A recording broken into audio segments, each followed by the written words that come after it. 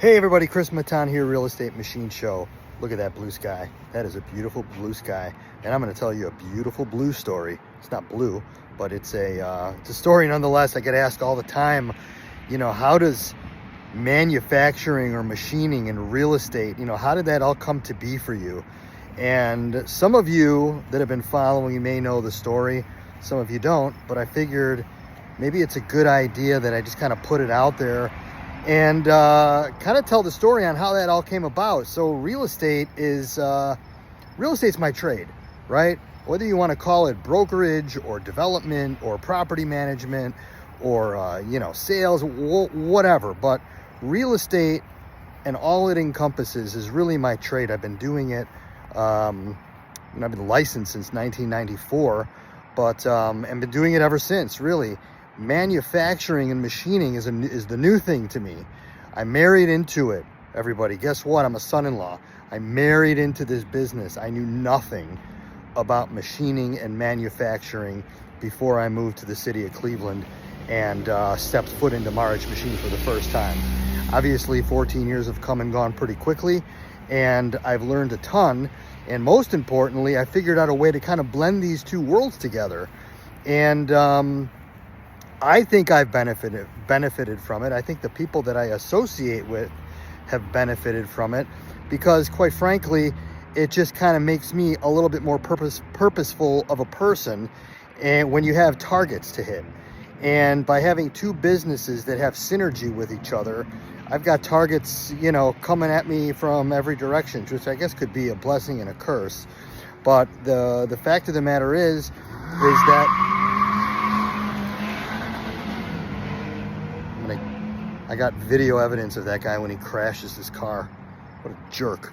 Anyway, I'm walking around the shop parking lot. Like I said, it's a beautiful day, and I just want to connect with you guys and give you a little sense of, the genesis of all this, of what I'm doing and why I'm doing it. Machining, Marich Machines, my father-in-law's business. He started it 1982, worked his ass off, created a building, created a business that's been providing for the family for a long time. I'm fortunate that I'm able to pick up those pieces and pick up where he left off and maybe grow a little bit, maybe not grow a little bit, maybe struggle, maybe succeed. But, it's the day in the life of a business operator. And the fact that I can bring, some skills and experiences on dealing with people in my real estate world I think it's valuable for everybody, because dealing with people is dealing with people. And I go back to my core values of communication, collaboration, patience, and persistence. If you can use those core values to your advantage and kind of make them, really take them seriously, because those four things, I think, are, could be the line between failing and succeeding, or at least, getting to a yes, or, getting to a positive outcome on something. Patience and persistence, communicate and collaborate. Those are all the buzzwords right now. And they're all very, very meaningful. They mean a ton inside of my business, inside the shop, when I'm dealing with a real estate client, when I'm dealing with an attorney inside of a real estate transaction, or maybe a lender or a title agent, an inspector, right? A city official. Sometimes you deal with city officials.